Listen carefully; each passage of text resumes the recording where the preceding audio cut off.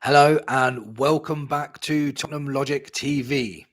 What better place for our young players to gain massive experience than going away to Turkey and Istanbul at Galatasaray? This is going to be a massive learning curve for them, and it'll be brilliant for them to get this experience under their belt for the future to come. We have won the first few matches in the Europa League, so Spurs can afford to rest some players, which is good, which is needed because we've got lots of injuries coming through at the moment. We need them to be fresh for the Ipswich game because the Ipswich game is now a lot more important than I thought it was going to be. If results go our way and we can beat Ipswich, we could end up third in the Premier League before the international break. Touch wood, this happens, and I haven't just jinxed it. Injury news for Thursday's game against Galatasaray. Romero will be out for a week, but the news is telling me that he will be available for Argentina. Of course he's available for Argentina. He will always be available for them and never available for us. It's crazy. Van der Ven won't be available until after the international break, which we all knew about. Richarlison won't be available until maybe 2 weeks, 3 weeks, depending on how severe his strain was. Odegaard is still not known when he's coming back. And Spence is not eligible for the Europa League as he was not put in the Europa League squad, which to me still baffles me to this day, as we are now short on defenders. The best thing we could have had is someone like Spence to come in and play right back or left back, and we haven't got him. He's not available. So that still baffles me, So bizarre.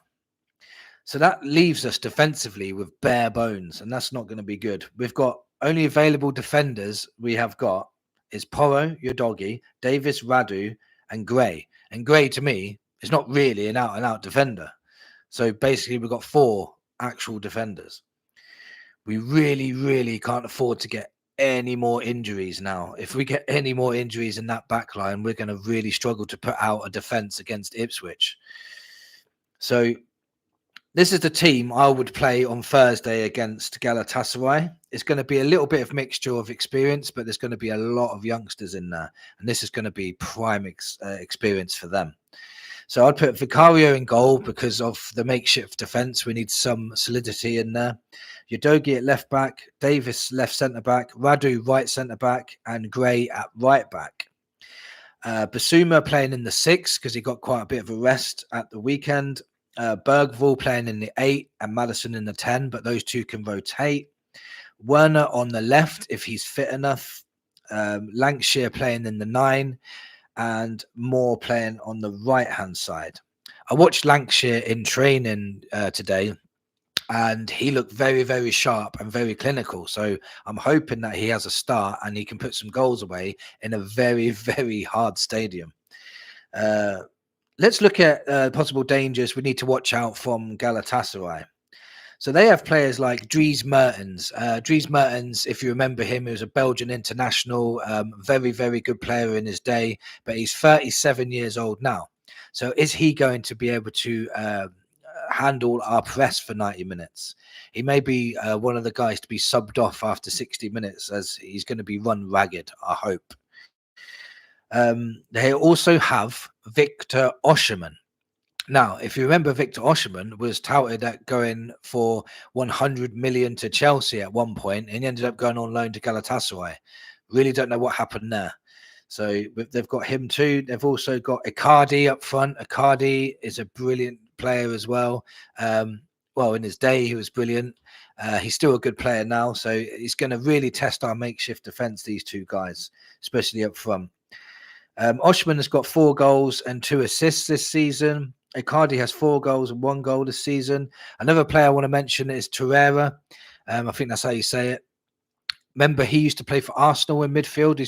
Used to play, and he used to play for Uruguay. I couldn't get my words out there. He scored against us in that 4-2 drubbing when I think that was at our ground as well. So Torreira will have his bit between his teeth to play against us. And remember, Davinson Sanchez, he plays at the back for them. One thing for me would be to press him, as he's not very good on the ball, as we all know. If we press him enough, he will give us enough chances to maybe get a few goals. So, let's say, if we come away with this, playing the youngsters, playing our reserve playing our squad players, and we come away with a win at Galatasaray, which many first teams struggle to do, by the way, and they come away with a win, these players would deserve huge respect because, they're still young. They've not experienced something like this yet. This is going to be a big wake-up call for them. But if they can come away with a win, firstly, it will show how much balls they have. And secondly, it will show that our squad is a lot stronger than we were first made to believe. So my prediction for this game is going to depend on whether we can stay strong in defense, but I'm going to go for a 2-2. I almost went for a win, but it would be very, very hard to get a win there. I really do. I think it's going to be 2-2.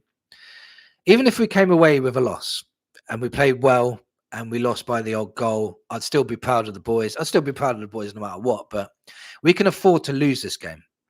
We've won the first 3 Europa League games. We can't afford to lose this game. We've got lots of injuries. It's best to rest people for the weekend.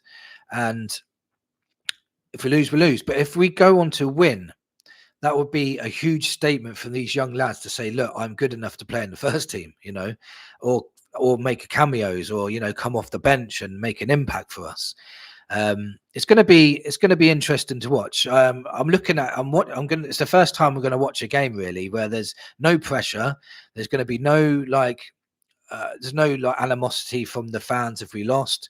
There's going to be no doubts, no outs just because we lost to Galatasaray away. We've been playing our reserves through this whole competition and won all 3 games so far. Our squad rotation has been perfect. Ange's going to want to win this game. That's obvious. I'm going to want to win. We all want to win every single game, but it's not the end of the world if we don't. We've got some good players in our team as well that can play, like Madison, Basuma, even Slanky might come off the bench. There's a chance we can win this, but I'm going to go with a 2-2, and I'd be very, very happy if we did get a 2-2 draw. Let me know in the comments what your score predictions are. Let me know what lineup you think we're going to have, and don't forget to smash that like button, and please subscribe if you're new to this channel. And come on, you Spurs.